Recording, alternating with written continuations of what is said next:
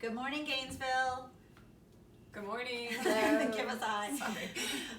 we're here, and we are going to be starting a new series called Why Wednesday, and that is going to be really all about clients and why it's really important to eat healthy, and maybe what is your why. So we thought we would start off this series today talking about way back in the day, what was our why, kind of where we found nutrition and eating healthy. And so Cindy, tell us your why.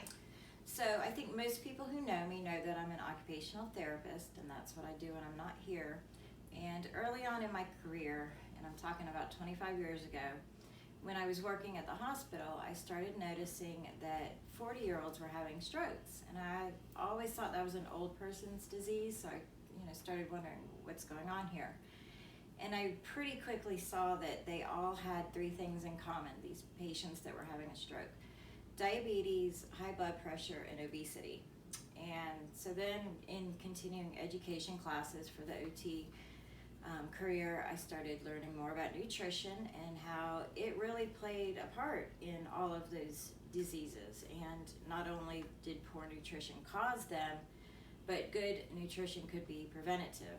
And so started an interest in wellness and health promotion for that reason, and fortunately was able to tie the two in together when I came here with Rose 8.5 years ago. And so really my eating better started coming from the goal to not have all these problems that my patients did, and wanting to help others with the same thing.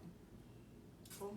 All right, April, what's your why? Yeah, so my why, I remember just getting a little bit older, being 16, having a car, being able to go out to eat, having a job where you have a little bit more money. There was a lot of eating out, and just really no thought to like nutrition. It was just kind of eating what you wanted, when you wanted, with whoever.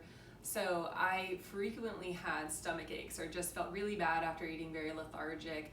And you acclimate to that a little bit, and so you kind of start to think maybe this is just normal. So my why was really that, and a little bit similar to Cindy, I'm an OT also, but when I started undergrad at UF, I started becoming a lot more educated about how food works in your body.